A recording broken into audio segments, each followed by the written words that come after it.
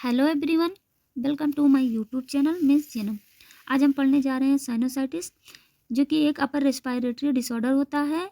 यह जेनम second year के medical surgical nursing first का टॉपिक है। सबसे पहले इसमें पढ़ते हैं इंट्रोडक्शन। साइनोसाइटिस क्या होता है? It is an inflammation of paranasal sinuses. जो पैरानेजल साइनसेस होती हैं, जब उसमें कोई इन्फ्लामेशन हो जाता है, जिसको हम साइनोसाइटिस कहते हैं। It occur due to inflammatory reaction from a virus, bacteria और fungi। जो साइनोसाइटिस होता है ये तब अकर होता है जब वायरस, बैक्टीरिया और फंगाई या फिर अदर कोई माइक्रो ऑर्गेनिज्म इन्फ्लामेटरी रिएक्शन करते हैं, जिसकी वजह से जो साइनोसाइटिस होता है ये अकर होता है।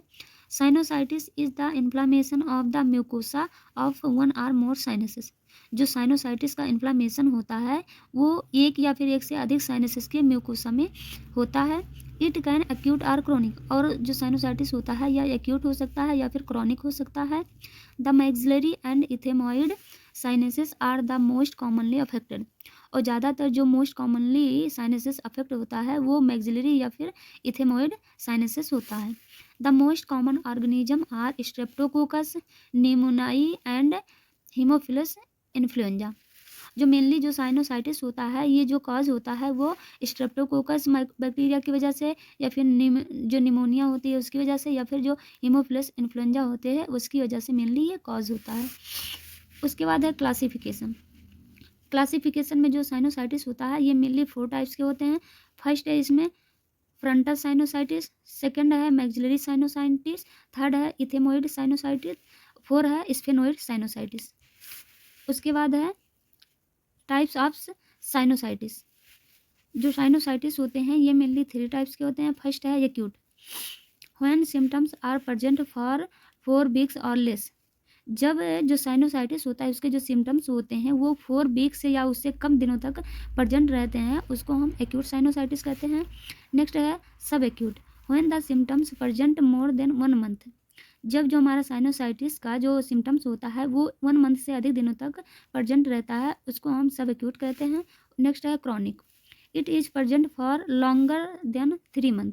जो क्रोनिक होता है इसमें जो साइनोसाइटिस का जो सिम्टम होता है वो 3 मंथ से अधिक दिनों तक प्रेजेंट होता है या फिर उससे ज़्यादा दिनों तक प्रेजेंट होता है, उसको हम क्रॉनिक कहते हैं। उसके बाद है कॉजेस। कॉजेस को हम एटियोलॉजी भी कहते हैं। इसमें फर्स्ट है एलर्जिक रेनाइटिस। एलर्जिक रेनाइटिस को हम हे फीवर भी कहते हैं। जो एलर्जिक रेनाइटिस होता है ये हमारे नोज में जब इन्फ्लामेशन हो जाता है उसको हम एलर्जिक या रेनाइटिस कहते हैं, जो कि किसी एलर्जी की वजह से कॉज होता है। इसकी वजह से साइनोसाइटिस होते हैं। वीक इम्यून, अगर किसी पर्सन का जो इम्यून सिस्टम रहता है वो वीक होता है, जिसकी वजह से वो किसी भी इन्फेक्शन को ईजिली कैरी कर सकता है। नेक्स्ट है एबनॉर्मल साइनसस स्ट्रक्चर। उसके बाद जो साइनस का स्ट्रक्चर होता है अगर उसमें कोई एबनॉर्मलिटी आ जाती है उसकी वजह से भी साइनोसाइटिस अकर्स होता है। कोल्ड एंड एलर्जिक रिएक्शन, अगर किसी पर्सन को कोल्ड या फिर कोई एलर्जिक रिएक्शन हो जाता है उसकी वजह से भी हमें साइनोसाइटिस हो सकते हैं। डस्ट एंड मोल्ड, जो मतलब धूल मिट्टी होते हैं उसकी वजह से भी साइनोसाइटिस कॉज होता है। डेंटल इन्फेक्शन, अगर हमारे डेंटल में कोई इन्फेक्शन हो गया है जिसकी वजह से जो हमारा साइनसेस होता है उसमें भी इन्फेक्शन होने के चांसेस रहते हैं। नेक्स्ट है हैवी स्मोकिंग, अगर कोई पर्सन बहुत ज़्यादा स्मोकिंग कर रहा है तो उसके जो साइनसेस होते हैं उनकी जो सेल्स टिश्यू होते हैं वो डैमेज हो जाते हैं और वहाँ पे इन्फ्लामेशन कॉज हो सकता है। नेक्स्ट है क्लाइमेट चेंज, जो मौसम चेंज होता है उसकी वजह से भी साइनसेस कॉज हो सकते हैं। अपर रेस्पिरेटरी इन्फेक्शन, अगर हमारे अपर रेस्पिरेटरी मतलब जो अपर रेस्पिरेटरी होता है उसमें अगर कोई इन्फेक्शन होता है उसकी वजह से भी हमारे साइनस में साइनसेस जो होती हैं पैरानेजल साइनसेस उसमें इन्फेक्शन कॉज होता है और वहाँ पे इन्फ्लामेशन कॉज हो सकता है। उसके बाद है साइन एंड सिम्टम। क्या क्या साइन और सिम्टम दिखाई देते हैं हमें साइनोसाइटिस में? फर्स्ट है tenderness, tenderness and swelling around the knows. अगर किसी पर्सन को साइनोसाइटिस हुआ रहेगा तो उसके नोज के अराउंड में स्वेलिंग और टेंडरनेस होगा। स्टफिंग और रनिंग नोज, जो नोज होगा वो स्टफी हो जाएगा एंड रनिंग होगा। हेडक होगा। Pain around the nose, nose के अराउंड में उसको पेन होगा। फटीग, फटीग मतलब उसको बहुत ज़्यादा थकान लगेगी। डिक्रीज सेंस ऑफ नोज, और जो नोज की सेंसिटिविटी सेंस एक्टिविटी होती है वो डिक्रीज हो जाएगी, जिसमें उसको स्मेलिंग में डिफ़िकल्टी होगी। कफिंग एंड ब्रीथिंग डिफ़िकल्टी, जो पेशेंट होगा उसको कफिंग होगी और ब्रीथिंग मतलब नोज के द्वारा उसको ब्रीथ करने में डिफ़िकल्टी होगी। बैड ब्रीथ, और जो उसका जो माउथ का जो ब्रीथ होगा वो बैड होगा, डिफ़िकल्टी इन च्यूइंग फूड, और उसको मतलब फूड निगलने में या फिर च्यूइंग करने में डिफ़िकल्टी होगी। चेंज फेशियल एक्सप्रेशन, जो उसका फेशियल एक्सप्रेशन होगा वो चेंज हो जाएगा। रेडनेस इन आइज़, वाटरी आइज़, और जो उसकी आइज़ होगी वो रेड कलर की हो जाएगी एंड वाटरी हो जाएगी। उसके बाद है कॉम्प्लिकेशन। कॉम्प्लिकेशन में सबसे पहला एपिस्टॉक्सिस। अगर किसी पेशेंट को साइनोसाइटिस हुआ रहता है तो उसकी वजह से उसको एपिस्टॉक्सिस होने के चांसेस रहते हैं। एपिस्टॉक्सिस जो होता है इसमें नोज से ब्लीडिंग होती है। उसके बाद है रेनाइटिस, उसको रेनाइटिस भी हो सकता है। नेजो कंजेशन, उसका जो नोज होगा वो कंजेस्टेड हो जाएगा। अपर रेस्पिरेटरी ब्लॉकेज, और अपर रेस्पिरेटरी ब्लॉकेज हो सकता है। उसके बाद है डायग्नोस्टिक टेस्ट। डायग्नोस्टिक टेस्ट में फर्स्ट हमारा history collection and physical examination. History collection हम इसलिए करेंगे कि जो पेशेंट को साइनोसाइटिस हुआ है उससे वो क्यों हुआ, किस वजह से हुआ है, या फिर कोई इंजरी हुई है, या पेशेंट का कोई पहले से मेडिकेशन चल रहा है, या फिर उसको कोई पहले से डिजीज हुआ है, ये सब चेक करने के लिए हम हिस्ट्री कलेक्शन करेंगे। And physical examination, physical examination करेंगे कि जो साइनोसाइटिस हुआ है वो किस पार्ट में हुआ है और कितना हुआ है, ये देखने के लिए हम फिजिकल एग्जामिनेशन करेंगे। नेक्स्ट है nasoendoscopy. It is procedure to look at the nasal and sinuses passages.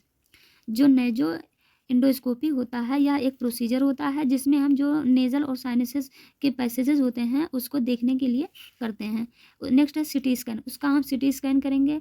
Tissue sample from the sinuses or nose to find out the bacteria and virus.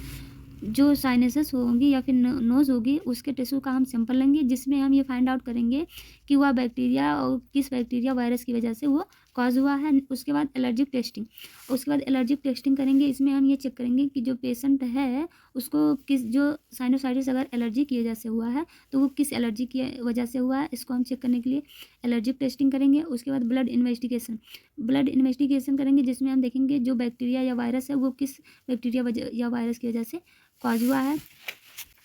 उसके बाद है मैनेजमेंट। मैनेजमेंट में first है the main aim of the treatment are relieving pain and promoting sinus drainage. जो treatment का जो main M होता है उसमें हम पेन को रिलीव करवाते हैं एंड जो साइनस ड्रेनेज होते हैं उसको प्रमोट करते हैं। Corticosteroid via nasal spray reduce inflammation, inflammation को रिड्यूस करने के लिए हम जो कार्टिकोस्टेरॉइड का नेजल स्प्रे होता है उसको यूज करते हैं। Nasal irrigation using NaS solution, जो NaS सोल्यूशन होता है उसके द्वारा हम नेजल इरिगेशन करते हैं। Administered antibiotic and analgesic medicine to relieve from pathogens and pain, जो पैथोजेंस और पेन होते हैं उसको रिलीव करने के लिए हम एंटीबायोटिक और एनाल्जेसिक देते हैं। जो एंटीबायोटिक देते हैं उसमें एमॉक्सिसिलिन एंड एजिथ्रोमाइसिन देते हैं, और जो एनाल्जेसिक देते हैं उसमें हम एसिटामिनोफेन एंड एस्पिरिन देते हैं। उसके बाद है apply hot and cold application of the face to minimize swelling tenderness and pain. जो स्वेलिंग होगा, टेंडरनेस होगा एंड पेन होगा फेस के ऊपर उसको हम कम करने के लिए हम हॉट और कोल्ड एप्लीकेशन का यूज करेंगे। एडमिनिस्टर एंटीबायोटिक थेरेपी, और पेशेंट को हम एंटीबायोटिक थेरेपी देंगे। तो ये था साइनोसाइटिस। आई होप कि आपको समझ में आया होगा। अगर वीडियो पसंद आया हो तो चैनल को लाइक शेयर एंड सब्सक्राइब करें। Thank you guys for watching video.